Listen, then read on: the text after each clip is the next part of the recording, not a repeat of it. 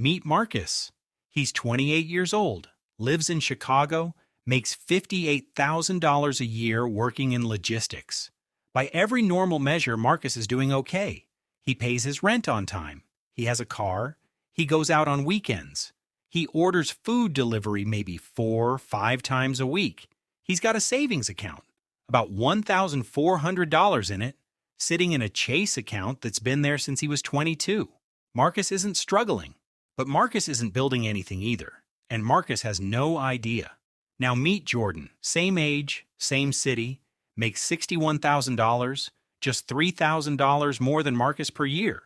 Jordan also has a savings account, but it's not with Chase, and it's not earning 0.01% interest like Marcus's is. Jordan's account is earning 4.7%. On the same $1,400 Marcus has sitting still, Jordan would earn $65 this year just by existing. Marcus will earn about 14 cents. That's not a typo. 14 cents. While Jordan earns $65. And that's just the savings account. We haven't even started talking about debt, or investing, or retirement, or the AI that Jordan uses every single morning while Marcus is still guessing where his money went. This video is about the gap between Marcus and Jordan. And the frightening part? The gap is getting wider every single month. Let's start with a number that should make you stop whatever you're doing. $1.2 trillion. That is the total credit card debt Americans are carrying right now in 2026. The highest number ever recorded in the history of this country. And here's what makes it worse. 7% of those balances are already delinquent. People not just struggling to pay, but actually falling behind. At rates we haven't seen since before the pandemic. Financial stress in America just hit its highest point since July 2022. So if you've been feeling like something is off, like your paycheck disappears faster than it should, you're not imagining it. You're not bad with money. You're living through one of the most financially unstable periods in recent American history. But here's the thing nobody is talking about. At the exact same time this debt crisis is happening, something else is happening too. Something quiet. Something most people haven't noticed. $500 billion has moved. $500 billion. Quietly leaving traditional bank accounts and moving somewhere else. Somewhere better. And the people who moved it? They're the Jordans of the world. Let's go back to Marcus for a second. Marcus has $1,400 in his Chase savings account. Standard.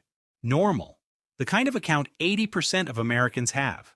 What he doesn't realize is that his bank is using that money, lending it out, charging other customers 20-25% interest on credit cards and loans.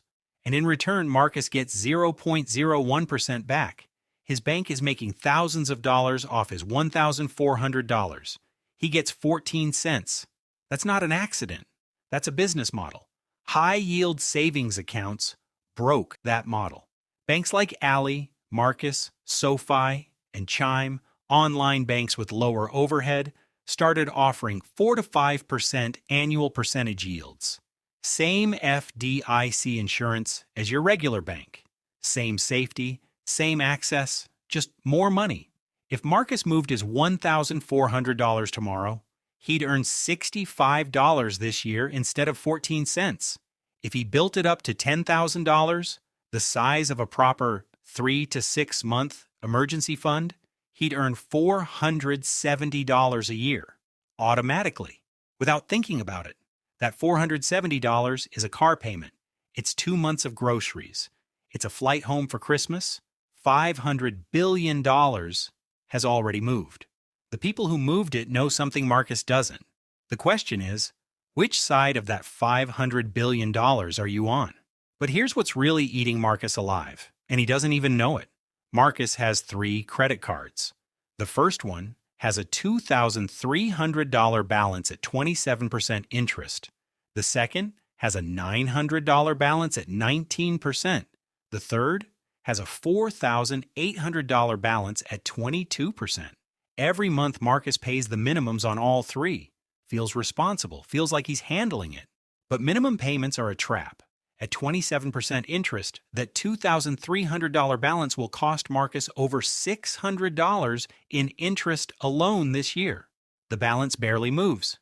The bank keeps collecting, the trap gets deeper. America is currently carrying $1.2 trillion in credit card debt, and most of it is being handled exactly like Marcus handles his minimum payments, multiple cards, no clear strategy. There are two ways out, and they work in completely different ways. The first is the Avalanche method. You list all your debts. You put every extra dollar, every bonus, every side hustle dollar, every skipped coffee toward the debt with the highest interest rate. You ignore the balances. You focus only on the percentage. For Marcus, that means attacking the 27% card first, even though it's not the smallest, because 27% is the one bleeding him dry. The math on the Avalanche is brutal and beautiful at the same time. It saves the most money. It gets you out of debt fastest, but it requires patience, because sometimes the highest interest debt is also the biggest balance, and you're making minimum payments on everything else while you fight one card for months. The second method is the Snowball. You ignore the interest rates. You list debts by balance, smallest to largest. You destroy the smallest one first. Get it to zero. Feel that win. Then roll that payment into the next one. For Marcus, that means hitting the $900 card first. The Snowball doesn't save as much money mathematically, but it creates something the Avalanche can't: momentum, psychology, the feeling that you're actually winning. Jordan used the Avalanche. Picked it because Jordan could delay gratification. Numbers over feelings. Marcus needs the Snowball because Marcus needs a win first before he can stay committed to anything long term. Neither method is wrong. The wrong thing is doing nothing, while the interest compounds silently every single month. Now, this is where 2026 becomes genuinely different from any year that came before it, because there's a third thing Jordan is doing that Marcus has never even considered. Jordan talks to an AI every morning, not Siri, not Google, a dedicated financial AI, apps like Clio and Emma, that connects to Jordan's bank account and credit cards, and every day gives Jordan a picture of exactly where money is going. You've spent $340 on dining out this month. That's 40% more than last month. You have $1,100 coming in on Friday. Based on your bills, you'll have $380 left over. You want to move $200 to savings automatically? Your streaming subscriptions are costing you $87 a month. You haven't used 2 of them in 6 weeks. This is what 60% of Americans under 35 are already doing. Not asking a human advisor who charges $300 an hour. Not guessing, not hoping. Using AI to see their finances the way Jordan sees them. Clearly, in real time, with no judgment. JP Morgan's own banking. AI now tells customers things their human bankers never bothered to say. You spent 30% more on dining last month. Move $200 to savings right now. At this pace, you'll have $1,500 left at the end of the month. For a long time, this kind of visibility was only for the wealthy. Financial advisors didn't call middle-class customers to say, hey, you're overspending on subscriptions. They called wealthy clients to manage investments. In 2026, that advisor is free. It's on your phone, and it's smarter than most people realize. Marcus still checks his bank account once a week, looks at the number, hopes it's not worse than he thinks. Jordan's AI has already optimized this week's spending before Monday morning is over. That gap, that invisible gap in decision quality, is why Jordan is pulling ahead, and Marcus can't even see it happening. But here's something even more interesting. While Marcus is avoiding investing because he thinks he can't afford it, Jordan is investing in Apple, Microsoft, Amazon, and Google every single month. Not with thousands of dollars. With 50. Fractional shares changed everything. Apple stock costs over $200 per share. Amazon is even more. For most of American history, if you wanted to own those companies, you needed real money up front, which meant most Americans never owned them at all. Then Robinhood, Webull, and SoFi eliminated trading fees entirely, and fractional shares let you buy $5 worth of Apple, $10 of Microsoft, whatever amount you have. The result? In 2020, 15% of Americans under 30 invested through apps. Today, that number is 40%. Last month alone, $3 billion in fractional shares were traded by everyday Americans, not hedge funds, not Wall Street, regular people. Jordan's strategy is simple. Every month, $50 goes into the market. $10 Apple, $10 Microsoft, $10 Amazon, $10 Google, $10 into an ETF that tracks the whole market. Zero trading fees, zero minimum. 4 minutes on a phone. Marcus thinks investing is for people who have money to spare. He doesn't realize that investing is how you get money to spare. Now let's talk about something that's happening in American culture right now, because this might be the most human story of 2026. For the last few years, a philosophy spread quietly through American life. The idea that you deserve your little treats, the $7 morning coffee, the $15 Uber Eats delivery for lunch, the random $20 Amazon order because something looked cool at 11 p.m., the streaming service you keep paying for even though you haven't opened it in 3 months. None of these things feel big. None of them feel like decisions. They're just life. But 49% of Americans in 2026 are now pushing back against this. There's a name for it. Revenge saving. Not extreme frugality, not suffering, just paying attention. And when you actually do the math, the numbers are almost insulting in how simple they are. Marcus's daily $5 coffee from the place around the corner. 5 days a week, 50 weeks a year. That's $1,250. Marcus's Uber Eats habit, 4 nights a week, averaging $18 per order. That's $3,744 a year. His random Amazon orders, maybe $25 a week average. That's $1,300 a year. Together, over $6,000 a year in small decisions that never felt like decisions. Now, Jordan doesn't never go to coffee shops. Jordan doesn't never order delivery. That's not what this is about. What Jordan does is see those numbers. The AI shows them. Jordan made one deliberate choice. Cut delivery from 4 nights to 2. Make coffee at home Monday through Thursday. Keep the weekend splurges, just not the daily ones. The result? $500 extra dollars per month, $6,000 a year. Without a raise, without a second job, without suffering. $6,000 a year going into a high-yield savings account, or toward debt, or into fractional shares. The little treats aren't the enemy. Invisible spending is. Now let's talk about the decision that sounds boring, but might be the most important financial choice of the next 30 years. Retirement. The 401k contribution limit just went up in 2026. You can now put $24,500 a year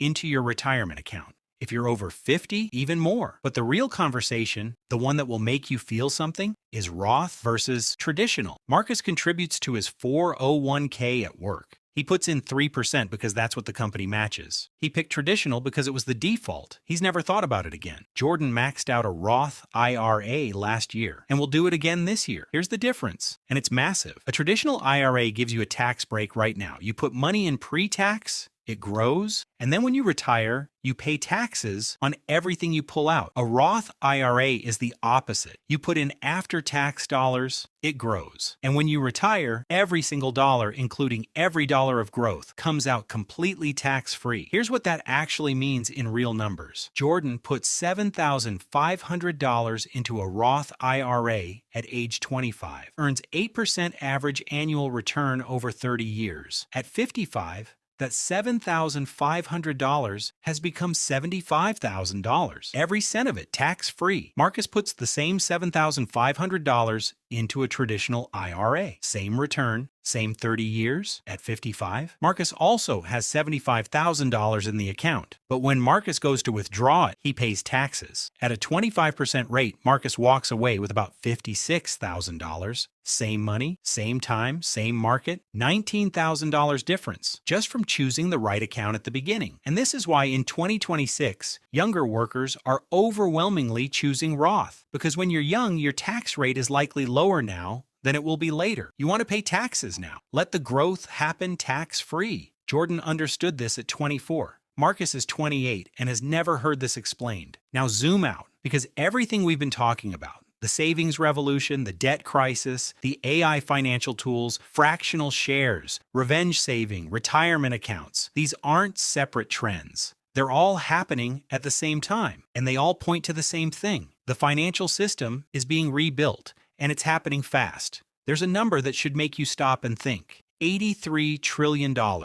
That is the amount of wealth currently being transferred between generations in what economists call the Great Wealth Transfer, the largest movement of money in human history. As older Americans pass assets to younger generations, the rules of how wealth is built, stored, and managed are being rewritten. And at the same time, crypto is no longer fringe. The Genius Act and the creation of the Strategic Bitcoin Reserve have begun pulling cryptocurrency into mainstream financial infrastructure. Whether you love crypto or think it's still a gamble, the government treating it as a reserve asset changes things. AI isn't just helping people budget. By 2028, analysts predict AI banking will begin replacing traditional banks entirely, not disrupting, replacing. Social Security is being overhauled. Gig workers, freelancers, delivery drivers, creators are finally gaining access to retirement benefits that full-time employees have had for decades. The system isn't just shifting, it's being rebuilt from scratch. And the people who understand this, the Jordans, are positioning themselves inside the new system while it's still being built. The Marcuses of the world will wake up in 5 years and wonder why they feel so far behind. So here's what you actually do. This week, not someday. First, if your savings account is earning anything less than 3%, move it. Today, Ali Marcus by Goldman Sachs, SoFi Chime. Takes 10 minutes. The $500 billion that already moved knows something you should act on. Second, list every debt you have. Write down the balance and the interest rate. Then choose your method. Avalanche if you're a numbers person, Snowball if you need a win first, then automate the minimum payments on everything and attack one balance hard. Third, download one AI finance app, Clio or Emma. Connect your accounts. Let it audit the last 30 days of your spending. You will find money you didn't know you were losing. Every single person who does this finds something. Fourth, open a Roth IRA if you're under 40. Even if you start with $50 a month, the compound growth on a decision made today will feel like a superpower in 30 years. Fifth, look at your delivery apps, your subscriptions, your daily coffee habit, not to eliminate them, to see them. Once you see them, you'll make smarter choices automatically. You don't need willpower, you need visibility. Here's the truth about Marcus and Jordan. They grew up in the same city. They make almost the same money. They have access to all the same tools, the same apps, the same accounts. The difference between them isn't talent. It's not luck. It's not even discipline. It's information. Jordan knows how money works in 2026. Marcus knows how money worked in 2005. And the game has completely changed. In 10 years, the gap between them will be staggering. Not because Marcus is irresponsible, but because Marcus kept doing what he was taught. Save a little, pay the minimums, trust the bank. While the rules quietly shifted around him, the banks are counting on you being Marcus. The question is, which one are you going to be? If this changed how you see your money even a little, subscribe, because the next video is going to go even deeper into the system that's being built around you right now, and you want to understand it before it's finished.